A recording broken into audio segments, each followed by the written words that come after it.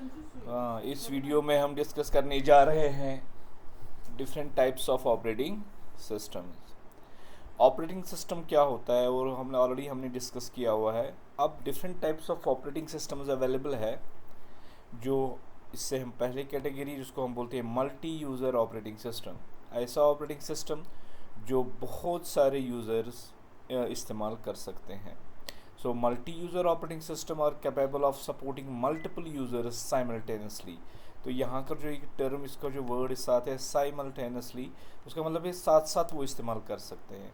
अगर एक operating system बहुत सारे यूज़रों को साथ साथ सर्विसेज प्रोवाइड करता है, हार्डवेयर को इस्तेमाल करने के लिए, ऐप्स को इस्तेमाल करने के लिए, तो ऐसे ऑपरेटिंग सिस्टम को हम क्या कहते हैं?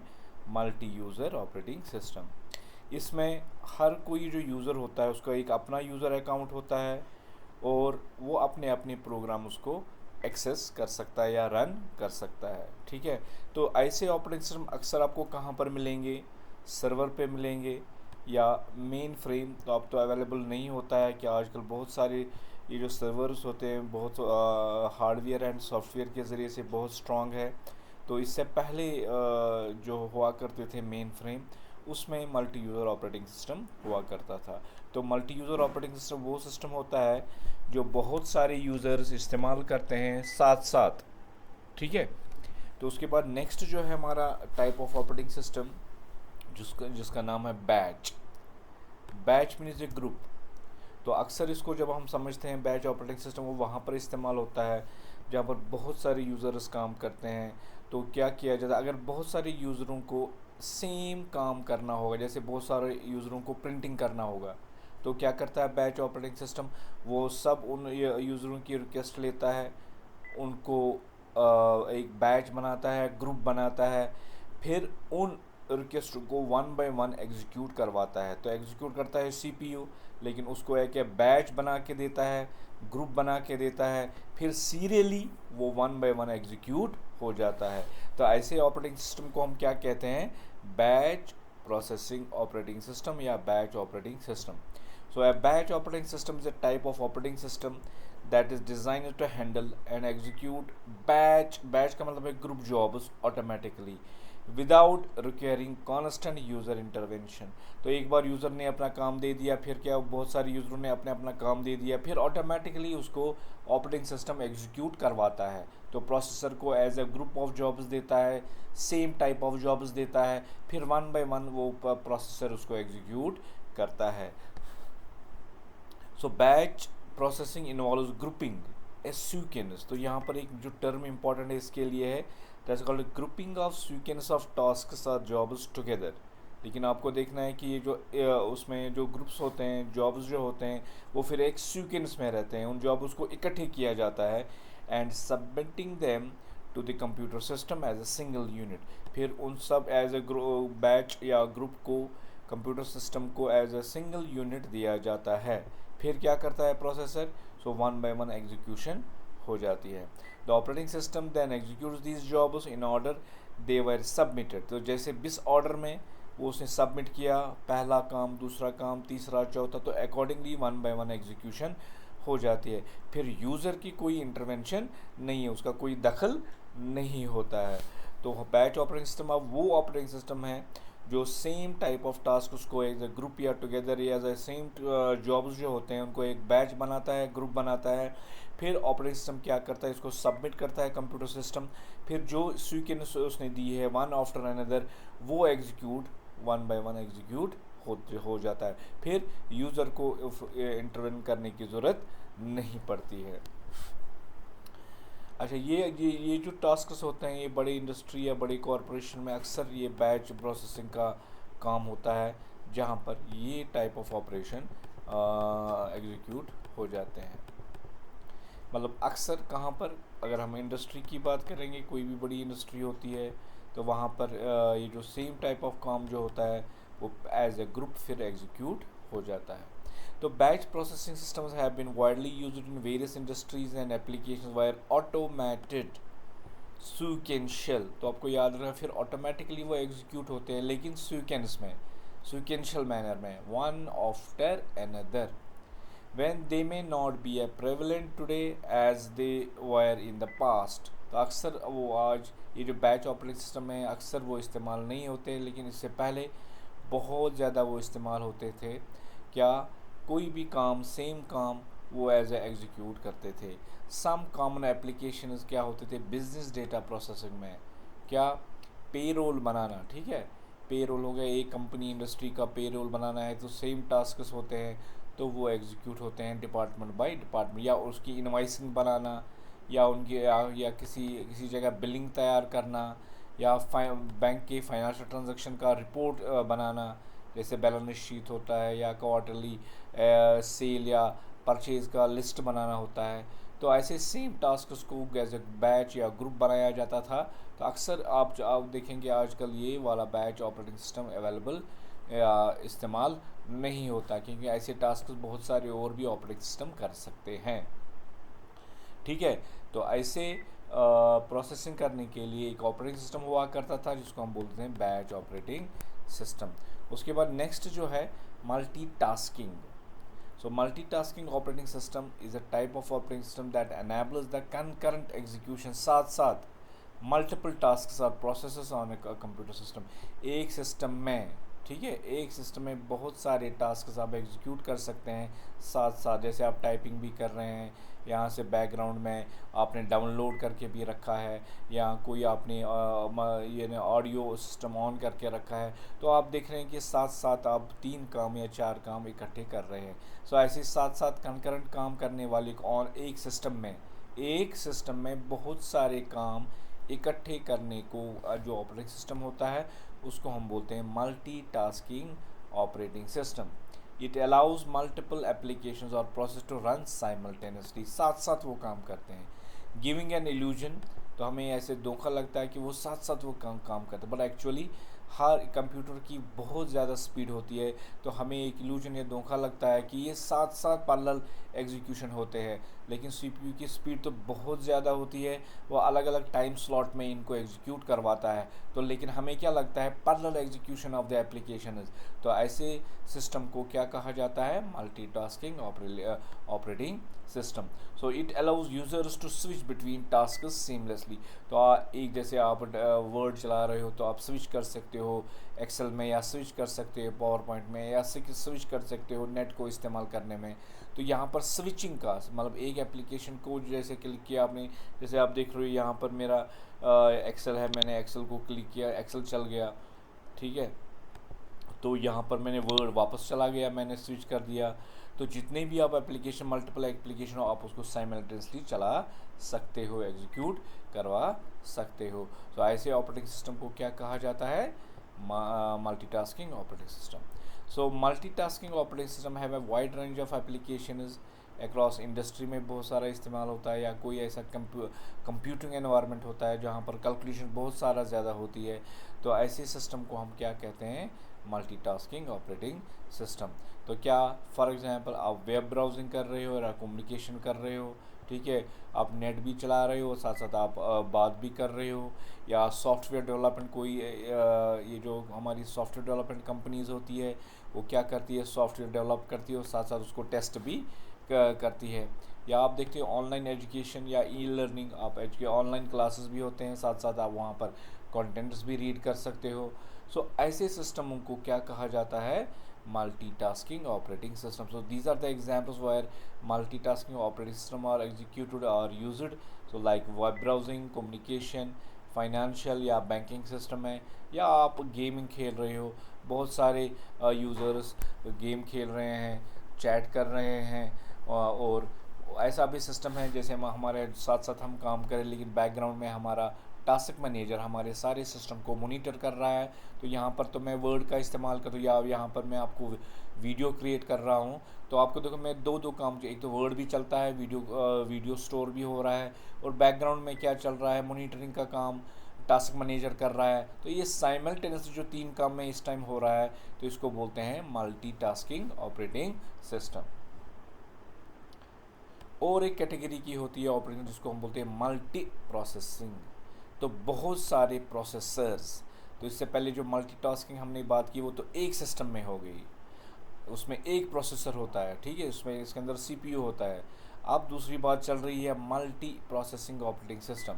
So multi-processing operating system is a type of operating system that supports the concurrent execution of multiple processor on a computer system। अब एक सिस्टम में बहुत सारे प्रोसेसर्स हो सकते हैं।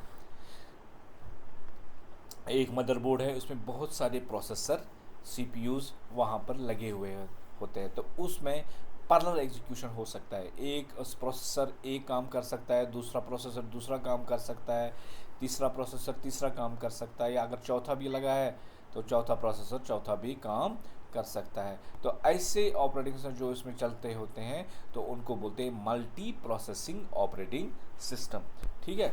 तो उसमें बहुत सारे सीपीयूज होते हैं, या मल्टीपल सेंट्रल प्रोसेस सीपीयूज होते हैं, या एक सीपीयू में बहुत सारे कोर्स लगे होते हैं, ठीक है। तो एक ही प्रोसेसर होता है, उसमें अलग अलग कोर्स लगे होते हैं, तो हर कोर अलग अलग पैरेलल प्रोसेसिंग या एग्जीक्यूशन काम कर सकता है। सो वहाँ पर जो ऑपरेटिंग सिस्टम लगता है उसको हम बोलते हैं multiprocessing operating system. So in other words it is an operating system designed to take advantage of hardware with multiple processors. एक से ज़्यादा प्रोसेसर हो सकते हैं यहाँ पर, या मोर देन वन कोर हो सकता है, क्या, to execute simultaneously and improve overall system process performance.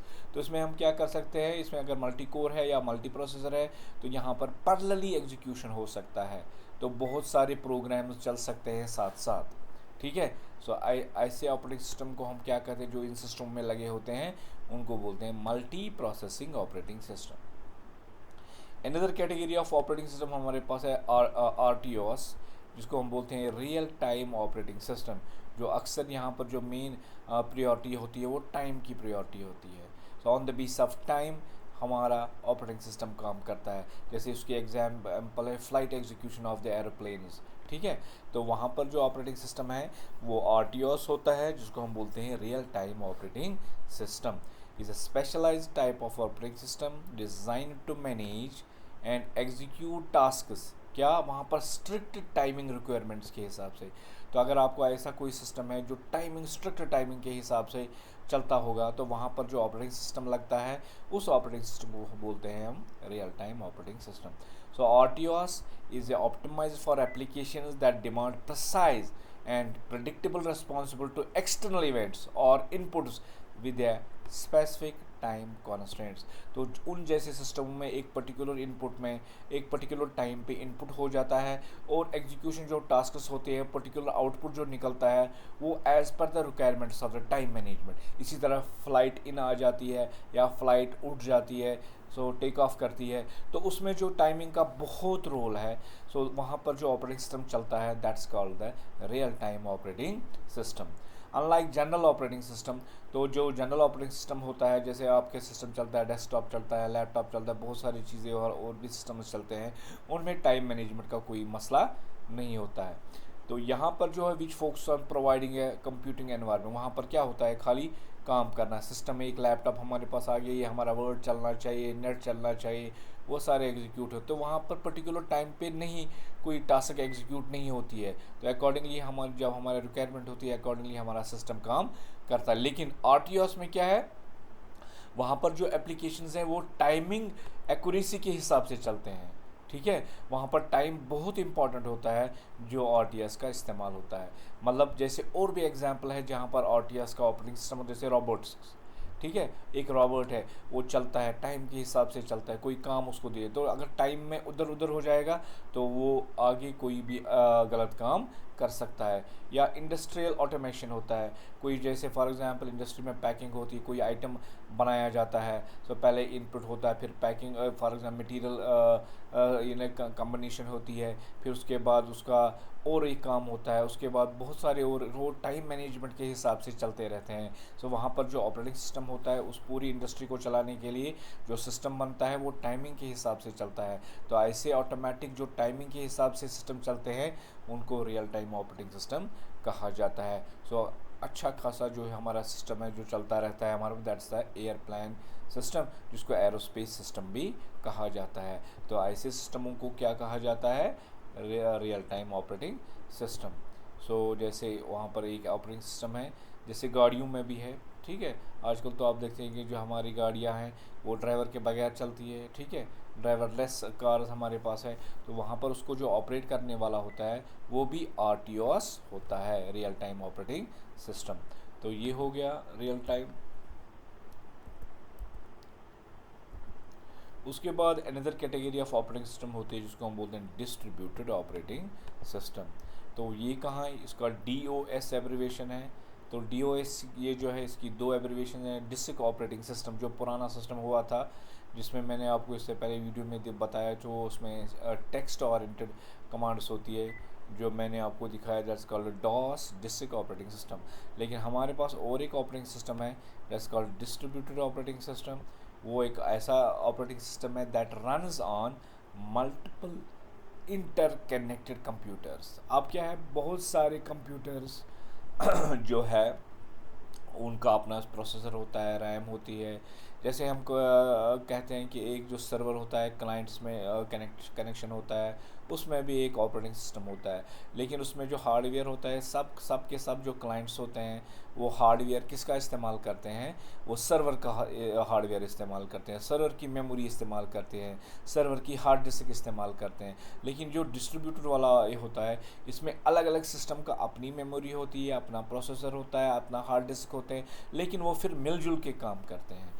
So stand alone system जो होते हैं, जिसका पूरा हार्डवेयर होता है, उनकी पूरी एप्लीकेशंस होती है उसके अंदर ही, उनका पूरा सॉफ्टवेयर उसके अंदर ही होता है, लेकिन जो काम होता है वो डिवाइड होता है अलग अलग सिस्टमों पे।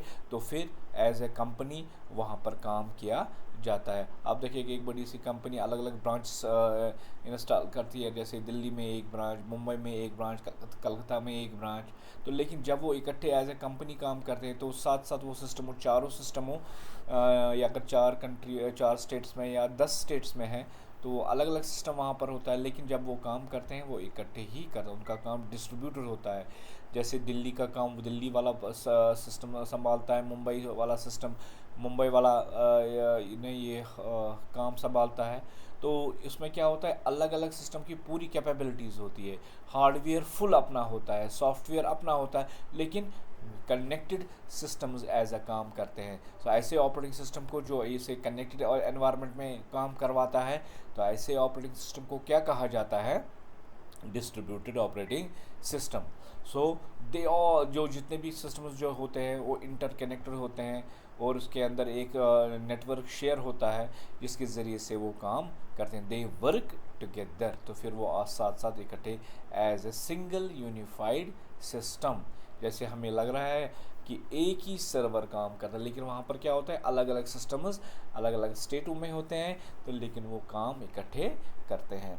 इन a distributed computing environment, resources such as processor, memory, storage या जितने भी डिवाइसेस हैं are distributed across multiple machines often connected via network. ठीक है, उनका जो प्रोसेसर, मेमोरी, डिवाइसेस, वो सब के सब जो होते हैं वो अलग अलग जगहों में होते हैं, लेकिन साथ साथ एक शेयर्ड नेटवर्क होता है जिसके ज़रिए से सब वो सिस्टम्स आपस में कनेक्ट होते हैं।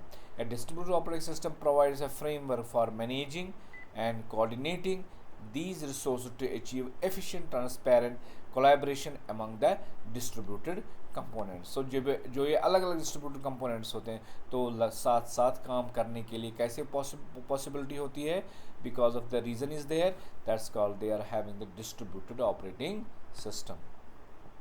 So distributed operating system has a wide range of application across various industries and domain, while collaboration होगा इकट्ठे काम करना, scalability and resource sharing among network computers are essential। ये सारे चीज़ें यहाँ पर essential part होते हैं, उनका resource sharing होता है, scalability होती है, collaboration होता है, तो तब जाके ये वाला operating system काम करता है। These operating system enable multiple machines, बहुत सारे machines, they work together as a unified system, जैसे एक सिस्टम काम करता है।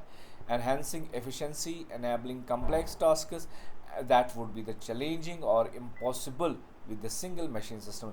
जो बहुत सारे सिंगल मशीन वो सारे काम नहीं कर सकते हैं, तो क्या किया जाता है, अलग अलग जगह अलग अलग सर्वर बनाया जाता है, फिर जाके वो एज ए शेयर्ड नेटवर्क से काम करते हैं, तो बहुत सारे काम वो शेयर करके वो एग्जीक्यूशन होता है। जैसे एग्जांपल है Microsoft Windows server for clusters, Google's Kubernetes, Apache Hadoop, Amoeba, ठीक है। these are the some of the examples of the operating system, those are called the distributed operating system, ठीक है। तो यहाँ पर अलग अलग सिस्टम होते हैं और लेकिन एज वो काम जो करते हैं इकट्ठे ही काम करते हैं। अब और एक टाइप का ऑपरेटिंग सिस्टम हमारे पास है जिसको कहते हैं हम नेटवर्क ऑपरेटिंग सिस्टम। वो special type of operating system है that facilitates and manage network resources and services.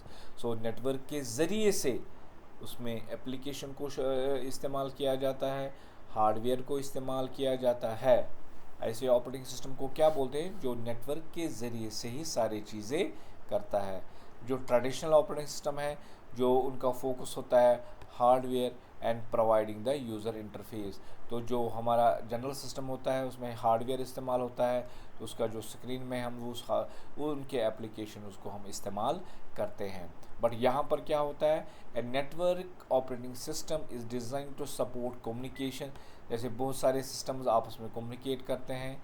Resource sharing, उसमें हार्डवेयर का शेयर, जैसे हार्ड डिस्क है उसमें शेयर होती है बहुत सारे यूज़रों के साथ, या मेमोरी है मेमोरी शेयर होती है, या कोई एप्लीकेशन है कोई सॉफ्टवेयर है वो बहुत सारे क्लाइंट्स के साथ इस्तेमाल share as a sharing system में इस्तेमाल होती है। So network management among multiple computers and devices with in a network environment. So बहुत सारे सिस्टम्स नेटवर्क में काम करते हैं।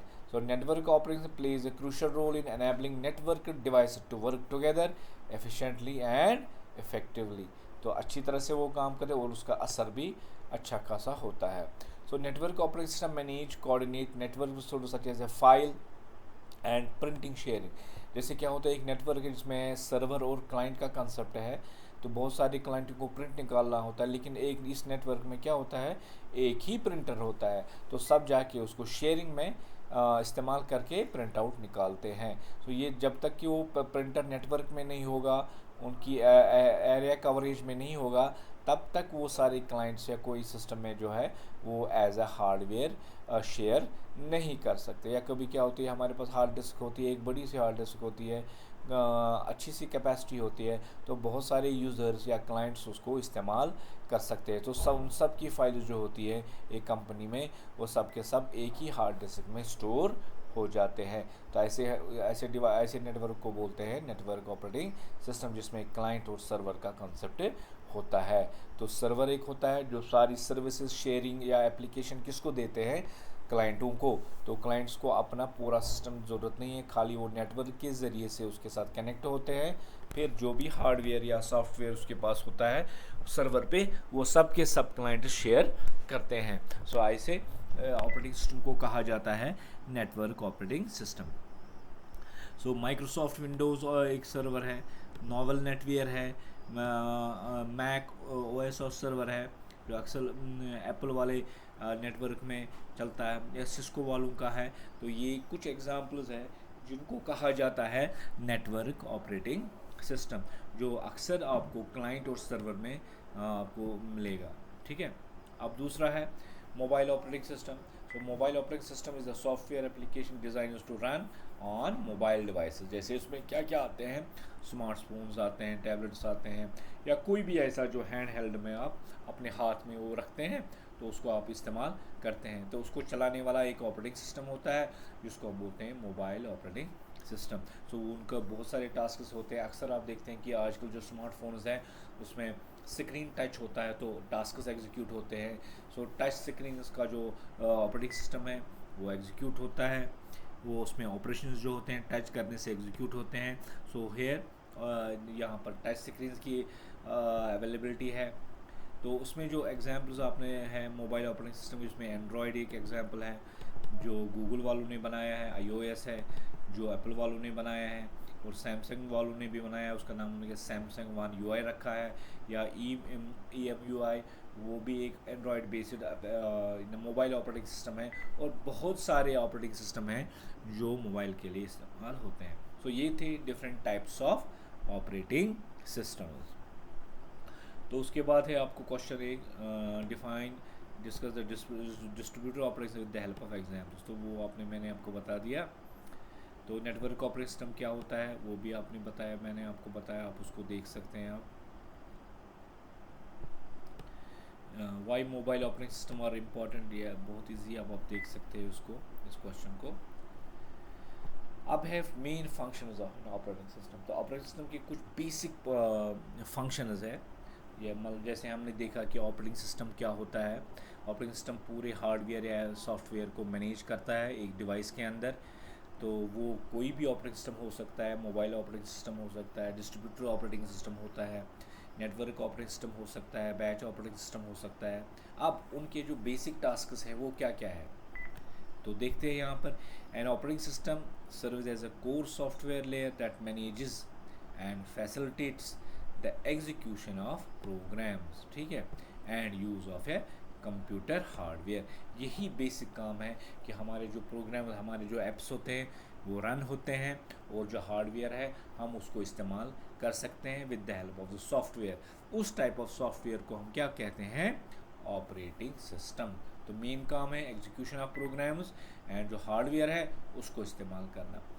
It's primary functions are diverse and encompass a wide range of tasks to ensure the efficient secure operation of a computer system. थे इसके अंदर बहुत सारे फंक्शंस हैं, बहुत सारी सिक्योरिटी को प्रोवाइड करता है, और बहुत सारे कामों को एफिशिएंटली एग्जीक्यूट करता है। The main functions of operating include process management. Process management को डायरेक्टली जब हम बात करते हैं, प्रोसेसर को, ये जो सीपीयू हमारे पास सिस्टम के अंदर होता है, उनको क्या, उनके लिए एक प्रोग्राम क्रिएट करना, उनके लिए बना के देना, फिर उसको टाइमिंग शेड्यूल के हिसाब से देना, फिर उस जब प्रोग्राम सीपीयू एग्जीक्यूट करता है उसको टर्मिनेट करना, क्लोज करना। तो 3 काम करना है। प्रोसेसर के लिए एक टास्क क्रिएट करनी है, फिर उस टास्क को शेड्यूल करके देनी है कि प्रोसेसर किस टाइम में क्या एग्जीक्यूट करेगा, उसके बाद उस टास्क को टर्मिनेट करना। सो प्रोग्राम्स इन एग्जीक्यूशन, ये जो काम है ये ऑपरेटिंग सिस्टम क्या करता है, उसको एक जॉब देता है, फिर उसको बताता है इस टाइम में एग्जीक्यूट करना है, फिर जब वो एग्जीक्यूट होता है उसके बाद उस जॉब को जो सीपीयू ने किया उसको फिर टर्मिनेट भी या क्लोज भी करना होता है। तो ये किसके लिए होता है, प्रोसेसर मैनेजमेंट, जिसमें सीपीयू के लिए एक प्रोग्राम बनाया जाता है कि आपको ये प्रोग्राम प्रोसेस करना है। उसके बाद इस टाइम, मतलब टाइम ऑफ द प्रोसेसर के हिसाब से उसको बताता है कि इस टाइम में आपको इसको एग्जीक्यूट करना है, फिर उस प्रोसेस को फिर टर्मिनेट करवा भी देता है। ये है ऑपरेटिंग सिस्टम का काम, जिसको बताते हैं हम प्रोसेस मैनेजमेंट। और जितने भी सिंक्रोनाइजेशन होते हैं, पहला काम, फिर दूसरा काम, फिर तीसरा काम, और प्रोसेसर के साथ जो कम्युनिकेशन होता है वो सब के सब कौन करता है, operating system. Implementation of multiple tasking, तो बहुत सारे काम, बहुत सारे होते हैं, वो कंकरेंटली होते हैं, साथ साथ होते हैं। सो करने वाली कौन सी पार्ट है, हार्डवेयर तो कंकरेंटली खुद से तो नहीं कर सकता, क्या करता है, इसका जो ऑपरेटिंग सिस्टम होता है वो साइमल्टेनियसली बहुत सारे कामों को एग्जीक्यूट करवाता है प्रोसेसर के ज़रिए, ठीक है। तो ऐसे जो प्रोसेसर के लिए जो काम होते हैं, प्रोसेसर के लिए जो मैनेजमेंट होता है, तो सीपीयू के लिए जो टाइमिंग एडजस्टमेंट होती है, वो सब के सब कौन करके देता है, दैट्स उस टास्क को हम बोलते हैं ऑपरेटिंग सिस्टम का काम है, और उस ऑपरेटिंग सिस्टम के काम को हम बोलते हैं प्रोसेसर मैनेजमेंट या प्रोसेस मैनेजमेंट। सेकेंड है अब दूसरा इंपॉर्टेंट काम जो ऑपरेटिंग सिस्टम करता है, बेसिक काम में आता है, दैट्स कॉल्ड मेमोरी मैनेजमेंट। तो और एक काम कौन सा है, मेमोरी को मैनेज करना, उसकी डायरेक्टली रेफरेंस है रैम के साथ। तो जब भी हम कोई प्रोग्राम को ओपन करते हैं वो रैम में आ जाता है, किस जगह आ जाता है, ये ऑपरेटिंग सिस्टम देखता है, फिर ये चलता है, फिर बीच में कभी रोकना पड़ता है, पाज करता है, तो वो भी ऑपरेटिंग सिस्टम करता है। फिर जब सारा कुछ हम एग्जीक्यूट होता है फिर हम उसको क्लोज करते हैं, उसको बोलते हैं डी एलोकेशन, उसको मेमोरी से हटाना। पहला काम जो मेमोरी में हम भी कोई प्रोग्राम रन करते हैं वो मेमोरी में एलोकेट होता है, उसको बोलते हैं एलोकेशन। फिर मेमोरी से हटाना, रैम से हटाना, उसको बोलते हैं डी एलोकेशन। सो मेमोरी में एलोकेशन एंड डी एलोकेशन का काम जो है उसका काम भी कौन करता है, उसका ये ऑपरेटिंग सिस्टम करके देता है। वर्चुअल मेमोरी मैनेजमेंट, तो जैसे हमने कोई एक प्रोग्राम एग्जीक्यूट किया तो हमें लगता है कि सारा का सारा प्रोग्राम जो है वो रैम में आता है। क्या आता है? रैम। नहीं, ऐसा कुछ नहीं है। तो क्या होता है, जो उस सॉफ्टवेयर का कोई काम, जैसे हमें सेव कमांड करनी है, ठीक है, तो सेव प्रोसेसिंग हो जाती है, तो हमारे जो कंटेंट्स होते हैं वो पेज बाय पेज एग्जीक्यूट होते हैं या उसकी अलग अलग हिस्से किए जाते हैं, एक प्रोग्राम के अलग अलग हिस्से किए जाते हैं। तो पहला हिस्सा रैम में आ गया, वो आपने इस्तेमाल किया, फिर उसके बाद और एक काम आपने किया, फिर उसका पेज आ जाता है, उस सॉफ्टवेयर का पेज आ जाता है। तो यहाँ पर पेज बाय पेज रैम में आता है, पूरा software at a time RAM में नहीं आता है। तो उसको बोलते हैं वर्चुअल मेमोरी मैनेजमेंट। ऐसा मैनेजमेंट तो हमें लगता है कि पूरा प्रोग्राम चल रहा है, पूरा प्रोग्राम रैम में है, लेकिन पूरा प्रोग्राम रैम में नहीं होता है। वो पार्ट वाइज जो जो जो काम आप इस्तेमाल करते हो, जो जो आप प्रोग्राम को क्लिक करते हो, उसको करते हो, तो खाली वही part as a page RAM में आ जाता है और एग्जीक्यूट होता है। तो जो ही आप नेक्स्ट काम करते हो स्टार्ट, जो पुराना पेज होता है वो रैम से इवैक्यूएट होता है, डीएलोकेट होता है और नया पेज उसमें आ जाता है। तो ये जो वर्चुअल मेमोरी मैनेजमेंट है, हमें लगता है कि पूरा सॉफ्टवेयर जो है, जैसे 10 GB का कोई सॉफ्टवेयर आप है इंडस्ट्री में होता है, लेकिन मेमोरी फॉर जैसे हमारे 4 GB का है, तो 10 GB या 12 GB का जो प्रोग्राम है वो थोड़ी 4 GB में आ जाएगा। तो क्या होता है, तो पार्ट बाय पार्ट वो रैम में आता है और वो एग्जीक्यूट होके जो पेज या सेगमेंट जो होता है वो एग्जीक्यूट होता है और उसके मेमोरी से हटाया जाता है और नया पेज आ जाता है या नया सेगमेंट आ जाता है। तो इस तरह से हमें क्या लगता है कि पूरा प्रोग्राम एग्जीक्यूट होता है। So this is what is called virtual memory management. हमें लगता है कि पूरा चलता है, लेकिन वो पूरी तरह से रैम में नहीं आता है। उसके बाद है memory protection to prevent unauthorized access. ऐसा कोई चाहता है, कोई अन यूज़र आता है, अनऑथराइज्ड यूज़र होता है, तो उसको भी ये जो मैनेज करता है।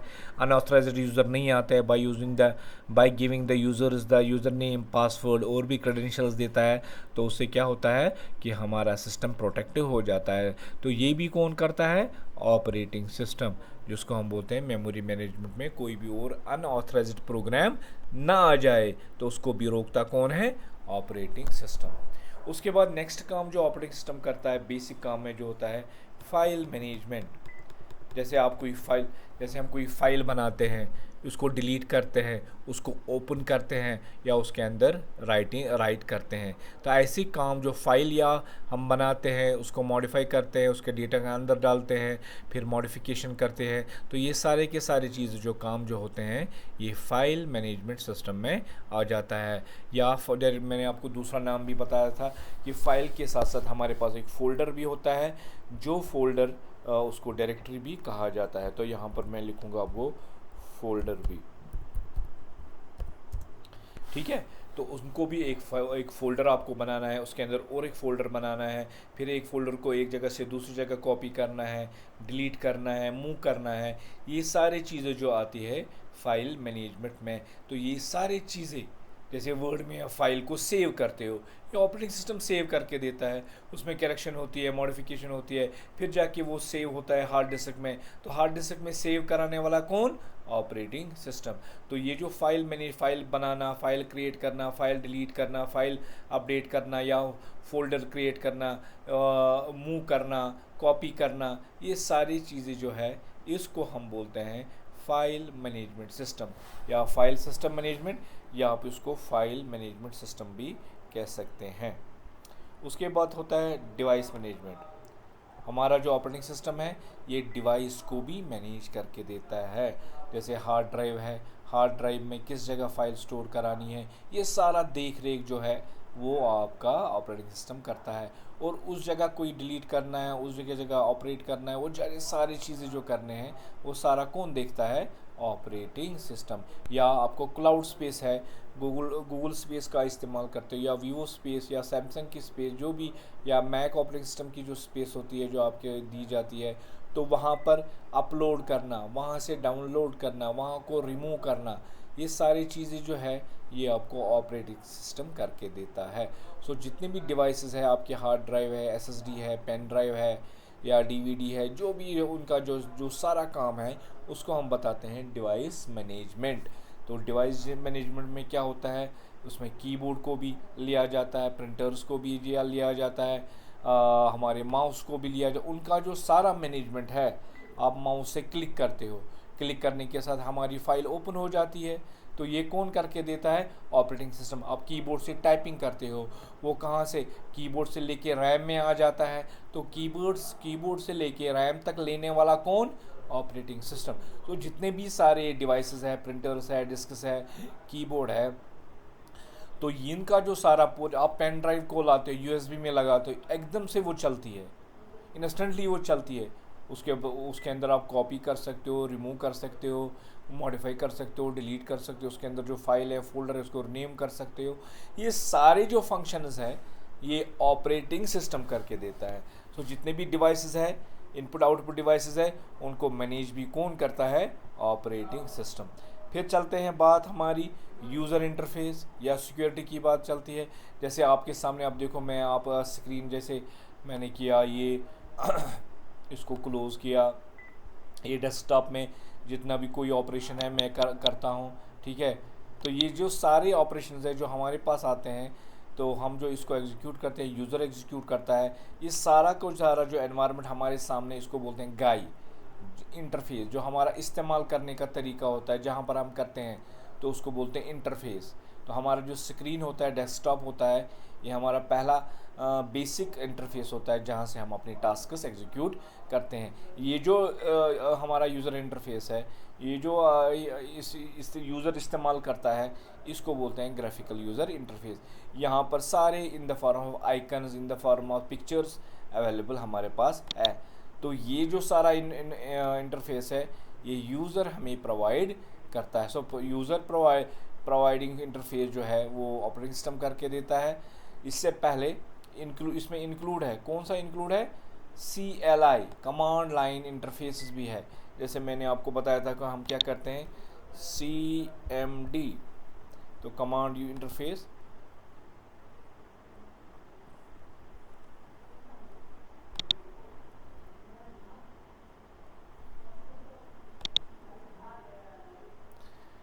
यहाँ पर इस इंटरफेस में अगर आप देखेंगे, ये पूरा हमें यहाँ पर कमांड्स लिखने होते हैं। यहाँ पर कोई ग्राफिकल पार्ट नहीं है, हम उसको क्लिक करेंगे, डबल क्लिक करेंगे, राइट क्लिक करेंगे, यहाँ पर माउस का कोई इस्तेमाल काम है ही नहीं। तो इसको आप बता सकते हैं काई, कमांड यूज़र इंटरफेस, या CLI, ठीक है, कमांड लाइन इंटरफेस कह सकते हैं। तो यहाँ पर आपको कोई ग्राफिकल वर्जन है ही नहीं, तो हमारा जो ग्राफिकल वर्जन है वो है गाई, GUI। जैसे आप इसके बगैर जो हम पार्ट है, जैसे पूरा यहाँ पर ग्राफिकली है, आप यहाँ पर क्लिक करते हो, आपका काम होता है। डिज़ाइन बटन में आप क्लिक करते हो या होम में जाते हो, होम में आपको option cut, copy, paste, format, या कलर चेंज करना, बोल्ड करना, इटैलिक करना, ये सारे कमांड्स आपके पास रेडीली अवेलेबल है। तो this is what is called the graphical user interface. तो ये जो CLI एनवायरनमेंट है या ग्राफिकल एनवायरनमेंट है, ये आपको कौन प्रोवाइड करता है? That's provided by the operating system. So handling user input and interactions, तो सारा जो यूज़र इनपुट है या इंट्रैक्शंस है वो सब का सब कंट्रोल या मैनेज कौन करता है? That's called user interface. तो ऑपरेटिंग सिस्टम हमें यूज़र इंटरफेस भी प्रोवाइड करता है, और साथ साथ हमारी सिक्योरिटी भी, जिसमें अक्सर आप देखते हैं यूज़र नेम एंड पासवर्ड दिया जाता है, उसकी एक्सेस दिया जाता है, ऑथराइजेशन दिया जाता है। So unauthorized users can not access our system. तो ये सारी चीज़ें भी सिक्योरिटी एंड ऑथराइजेशन कौन करके देता है? Operating system. अब और एक क्वेश्चन है विंडोज़ एक्सप्लोरर, ठीक है। एक्सप्लोरर जो है जिसमें हम फाइल का एक्सप्लोरर इस्तेमाल करते हैं, उसके फीचर्स बता दीजिए और उसके फंक्शंस आप बता दीजिए, ठीक है। तो अक्सर आप विंडोज़ फाइल एक्सप्लोरर इस्तेमाल करते हैं, जिसको हम फाइल एक्सप्लोरर भी कहते हैं, जो is a graphical file management application end user interface component of the Microsoft Windows operating system. जैसे फाइल मैनेजमेंट है, मैं कैसे फाइल मैनेज, अक्सर आप देखते हैं कि मोबाइल में भी आपको फाइल मैनेजर होता है, जिसमें आप फाइल को डाउनलोड कर सकते हैं, उसको कॉपी कर सकते हैं, उसको डिलीट करते हैं, उसके अंदर जो नेम करते हैं उसको मॉडिफाई कर सकते हैं। ये सारी चीज़ें जो है हम करते हैं ऑपरेटिंग सिस्टम में, ठीक है। अब ऑपरेटिंग सिस्टम का कौन सा का पार्ट है जो हम करते हैं, उसको हम बोलते हैं फाइल मैनेजर, जो विंडोज़ में है।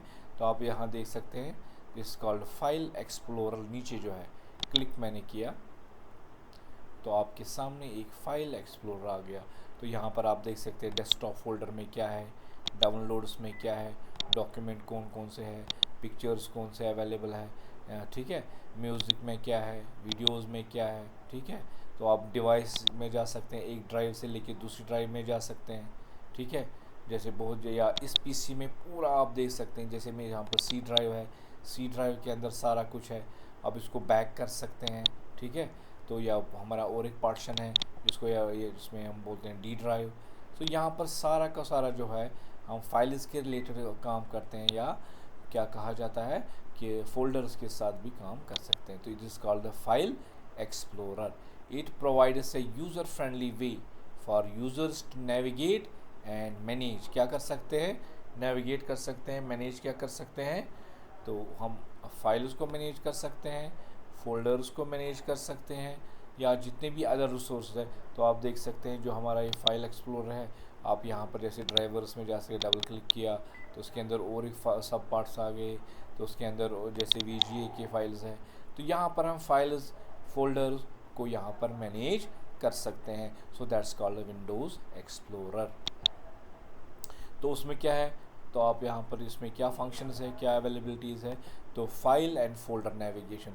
हम किसी भी फाइल को यहाँ से एक्सेस कर सकते हैं, किसी भी फोल्डर या सब फोल्डर को यहाँ पर एक्सेस कर सकते हैं। तो उसके बाद हम फाइल ऑपरेशंस यहाँ पर कर सकते हैं, क्या क्या, फाइल को या फोल्डर को कॉपी कर सकते हैं, मूव कर सकते हैं, रीनेम कर सकते हैं, डिलीट कर सकते हैं, या किसी भी फाइल या फोल्डर को यहाँ से क्रिएट भी कर सकते हैं। सो विंडोज़ फाइल एक्सप्लोरर हमें ये चीज़ें करके, ये मोबाइल में भी है और जो भी डिवाइस आप इस्तेमाल कर सकते हो उसमें भी ये सारे फाइल एक्सप्लोरर होता है।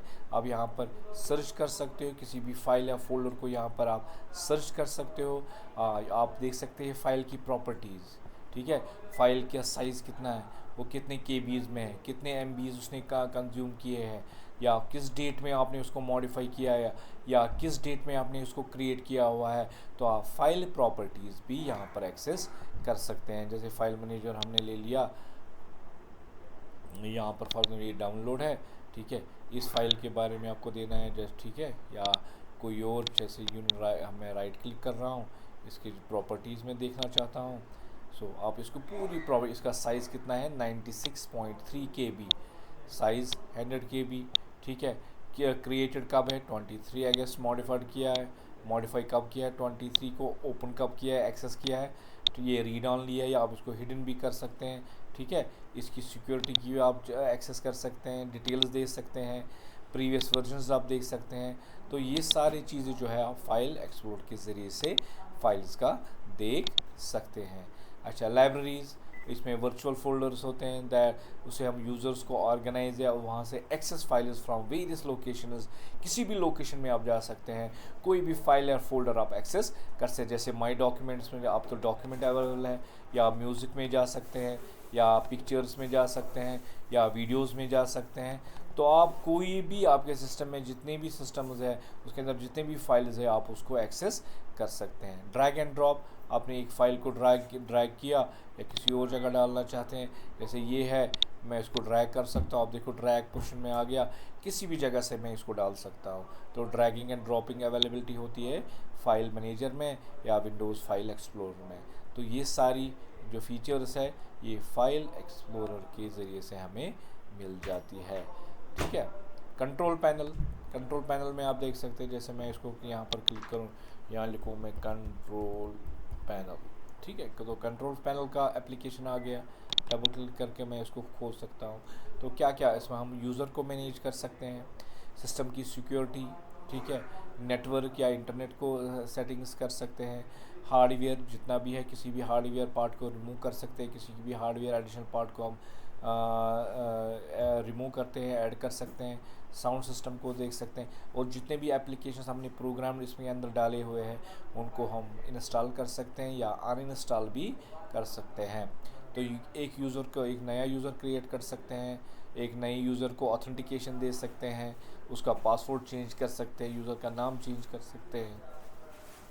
तो पूरी शक्ल जो आपके सिस्टम में आपको आती है, इसकी अपीयरेंस या पर्सनलाइजेशन यहाँ से ही कर सकते हैं। क्लॉक सिस्टम्स या रीजन सिस्टम्स यहाँ पर सेट कर सकते हैं, ठीक है, टाइमिंग को देख सकते हैं, ठीक है, according as per our region के हिसाब से है। तो इसलिए हम बहुत सारी चीज़ों को यहाँ पर एक्सेस कर सकते हैं। तो कंप्यूटर की जितनी भी हार्डवेयर एंड सॉफ्टवेयर सेटिंग्स है वो सब की सब कंट्रोल पैनल से हो जाती है। आई होप कि ये आपने बहुत सारी बार किया होगा। तो यहाँ पर है कंट्रोल पैनल।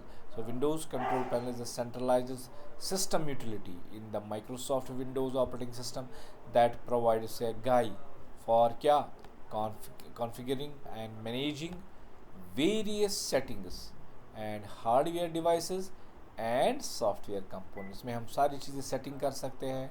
हार्डवेयर डिवाइस को कोई भी नया हार्डवेयर डिवाइस है वहाँ से ऐड कर सकते हैं, रिमूव कर सकते हैं, कोई भी सॉफ्टवेयर को इंस्टॉल कर सकते हैं या अनइंस्टॉल कर सकते हैं। तो ये सारी चीज़ें हम किससे कर सकते हैं? Windows control panel. तो ये विंडोज़ 8 से स्टार्ट हुआ था, अब आगे चलता है। तो इसमें सिस्टम सेटिंग्स है, हार्डवेयर एंड साउंड की सेटिंग्स है, नेटवर्क और इंटरनेट की सेटिंग्स होती है, या कोई भी प्रोग्राम इंस्टॉल होता है या अनइंस्टॉल होता है, यहाँ हम कर सकते हैं वो सारी चीज़ें। क्लॉक रीजन चेंज कर सकते हैं, अपीयरेंस को सेटिंग कर सकते हैं, यूज़र अकाउंट्स को मैनेज कर सकते हैं, किसी भी यूज़र को क्रिएट कर सकते हैं, उसका नाम, उसका पासवर्ड चेंज कर सकते हैं या नया सेट कर सकते हैं, सिक्योरिटी दे सकते हैं जैसे फायरवॉल या मेंटेनेंस, वो सारी चीज़ें हैं यहाँ पर सेट हो सकता है। और यहीं से ही हम बैकअप, अपने सिस्टम का बैकअप उठा सकते हैं। फिर जब कभी हमारा सिस्टम ख़राब होता है तो यहाँ से वापस उसको रेस्टोर किया जाता है। So this is what we called है control panel of the operating system. So control panel offers a comprehensive set of options and settings that allow users to customize their Windows appearance, troubleshoot issues, configure hardware and manage user accounts। तो यही है main काम किसका? Control panel का। I hope कि ये जो है और ये यूनिट है आपको अंडरस्टैंड हुआ होगा। तो अकॉर्डिंगली आप इसको फाइनल बोर्ड में यही क्वेश्चंस आप प्रिपेयर करेंगे, और साथ साथ अगर टर्म है आपका एग्ज़ाम या यूनिट उसमें आता है उसको भी आप इस तरह से प्रिपेयर कर सकते हैं। आई होप कि अगर कोई आप क्वेरी आप मुझे फर्दर कह सकते हैं।